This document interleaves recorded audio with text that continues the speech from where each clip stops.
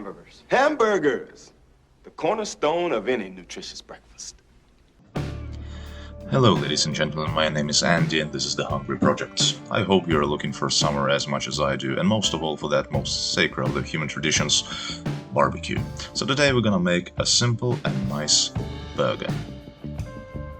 For the burger patties, you want to go relatively high fat content. Some say that at least 20% fat is the way to go, but in this case I'm using minced meat from two different cuts, and they are quite different in the fat content and flavor. I'm using the meat from the chuck and the round. Together they amount to roughly 17% of fat, which is quite fine by me. You want to mix your meat with salt and pepper. You can add garlic powder, onion powder if you like, but I like to go simple. Mix the meat well with the seasoning and leave it to sit for a moment. In this case, the salt will release a little bit of juice from the meat, and the natural collagen in that juice will help with keeping the patty together and not break apart. Make sure you have a nice white clean board and start portioning your patties.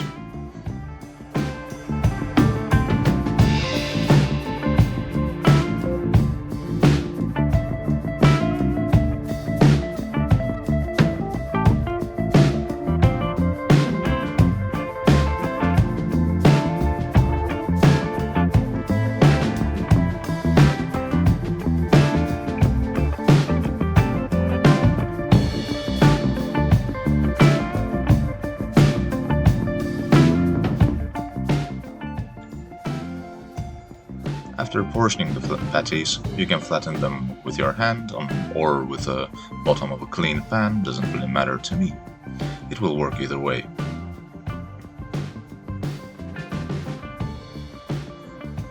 Now the patties are quite thin and they will cook quite fast, so let's start by toasting our buns on a quite hot pan.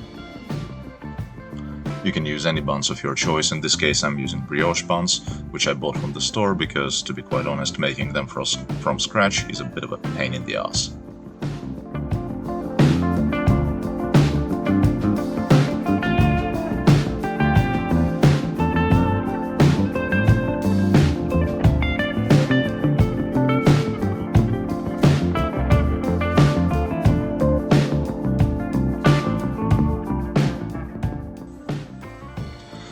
On the same pan, add a little bit of olive oil,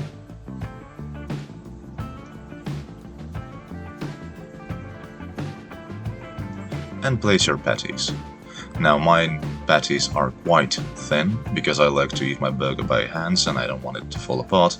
But you can add two patties, you can make them thicker, you can make them however you want, but just note that the cooking time will be different. After you flip them and let them cook for a little while, add your choice of cheese. In my case this is cheddar. And a really nice trick here that I want to show you to get at that nice and melted cheese is to add a tiny splash of beer into the pan and cover it with a lid. The steam that is created this way actually melts the cheese really nice and really quickly without overcooking your burgers. And of course, I hope that if you're making burgers, you have beer at hand. Now Andy, show to the camera. There you go. Here's mine. It's a hamburger made out of meat on a bun with nothing. Add ketchup if you want, I couldn't care less. Now, as much as I love Ron Swanson, I do want to have something else on my burger besides just meat, so we're gonna make a small little condiment, something a little bit more special. The idea for this came to me from remembering how I visited the In-N-Out restaurant in California, which had probably the best burgers I have ever had in my life. They had this thing called animal style relish, which was essentially cheese and onions. So I wanted to make something like that, but perhaps with just a tiny bit less fat. So grab yourself a bunch of onions, slice them up nice and thin. You don't have to be too precise here, but make sure you're careful, use a sharp knife in order not to cut yourself.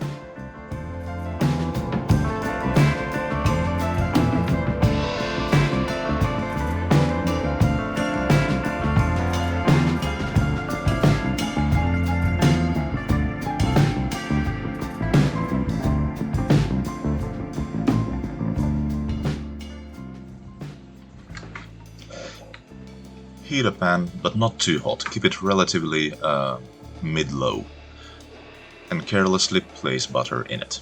Let it melt, but don't let it burn, and add your onions to the pan. Make sure you move them around every once in a while. What we are making now is a caramelized onion. It's one of the most wonderful things in the kitchen. It can be added to many dishes, can be added to sauces and taste great, even just as a puree, or on its own. What happens here is something called caramelization and a Maillard reaction. Most of us are familiar with the Maillard reaction, if not by its name, then by the wonderful effects it has on our foods. It happens with almost any food or ingredient when sufficient heat is applied. To put it as simply as I can, the carbonyl group of sugars starts reacting with some amino acids, which in turn go through a process of elimination, addition and rearrangement to produce ketosamines. Later, after a complicated chemical process that normal mortals, including myself, can't understand, we get a non-enzymatic browning, and the addition of flavor profile that comes with it. Similar things happen in the process of caramelization, like when you're making, well, caramel from sugar. The main difference is caramelization only involves sugar. Maillard reaction, on the other hand, must involve nitrogen. This is heavily oversimplified, so I will see you in the comment section.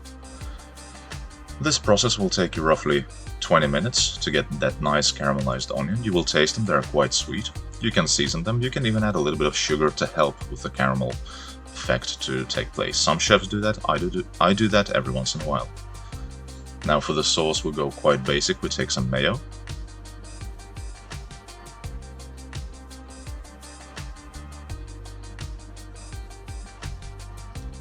Some good old ketchup.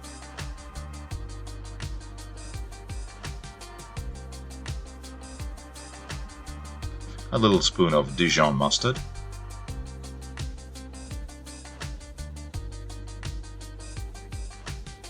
And a little secret ingredient, black bean garlic sauce. This little sauce will add a nice little umami bomb to your sauce and make it a little bit more individual. Season and make sure you taste it so it's not a... Now, take a plate or a bowl, place your onions in it, see how nice and caramelized they are, that's what you're aiming for. Put some finely chopped pickles. The pickles had a nice acidity.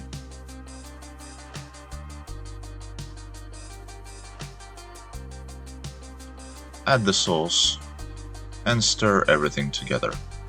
Make sure you keep seasoning, keep tasting.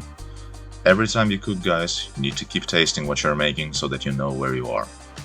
This is the biggest professional tip I can ever give you. Taste, taste, taste.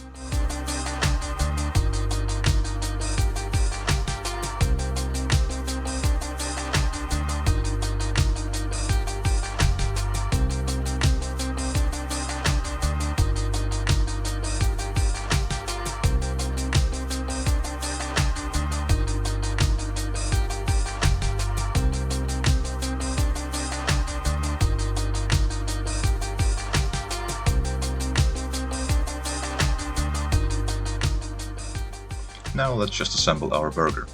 We have some leftover sauce, which we can put it on the bottom. The patty with the melted cheese.